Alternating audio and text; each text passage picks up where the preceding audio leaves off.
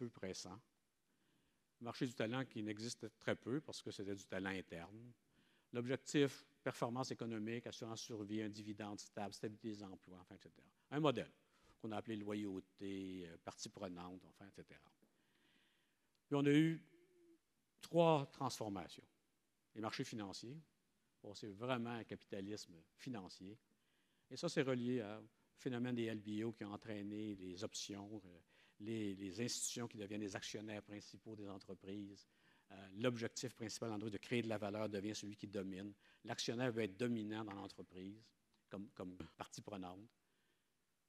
Marché du talent, on voit les gens commencent à se déplacer d'une entreprise à l'autre. Il y a un marché émergent pour le talent. On commence à avoir une valeur. Les PDG, il y a un marché des PDG qui peuvent négocier leur valeur, ce qu'ils ont bien fait là, dans l'autre entreprise à côté. Évidemment, ça crée éventuellement un végétariat des dirigeants. Et le marché des produits et services qui est devenu beaucoup plus compétitif, beaucoup plus serré, beaucoup plus ouvert, privatisé, déréglementé. Et tout ça, c'est bien.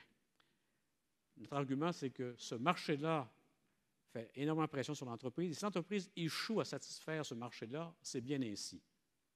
C'est-à-dire que l'entreprise qui ne réussit pas à rencontrer ce qu'exige, ce que veulent les acheteurs de produits, de biens et de services, eh bien, that's it. Ce qui se produit cependant, c'est que la logique des marchés financiers est celle qui domine sur l'entreprise. Pendant qu'elle essaie de s'adapter à ça, d'avoir le temps de s'adapter à ça, d'essayer de faire ça, on a en même temps une pression qui vient sur l'entreprise, une pression qui veut des marchés qui veulent être dominants dans l'entreprise. Et en fait, on a inversé le modèle traditionnel. Toute la notion, c'est un modèle perverti. Le modèle traditionnel disait, bien, écoutez, il y a des moteurs de la valeur, c'est le produit, l'innovation, la qualité, les coûts, une espèce de culture d'engagement dans l'entreprise, une rémunération équitable, etc. Les leviers financiers, bon, le niveau de la dette, politique de dividende, bien sûr, ça l'ajoute, mais tout ça amène à un prix de l'action. En même temps inversé. On a des objectifs de prix de l'action, on a des attentes trimestrielles et annuelles de croissance du bénéfice par action.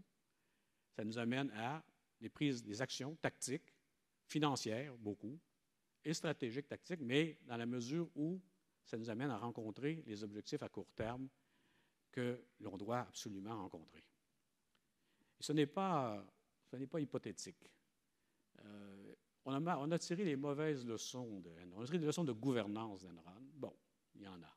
Mais ce n'est pas le problème. Le problème, c'est ce modèle inversé, cette inversion où les marchés financiers deviennent dominants.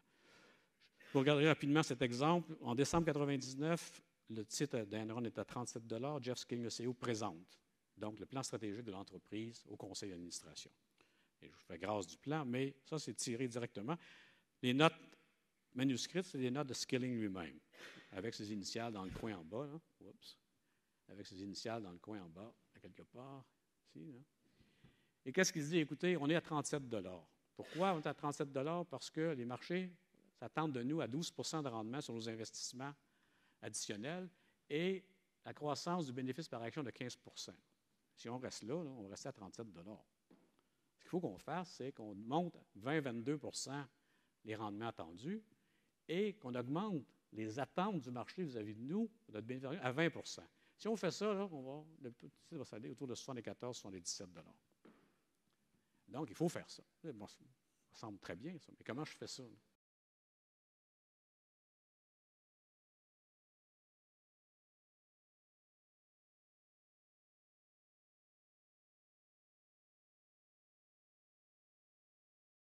Nos investissements ne rapportent pas pour 3 ans.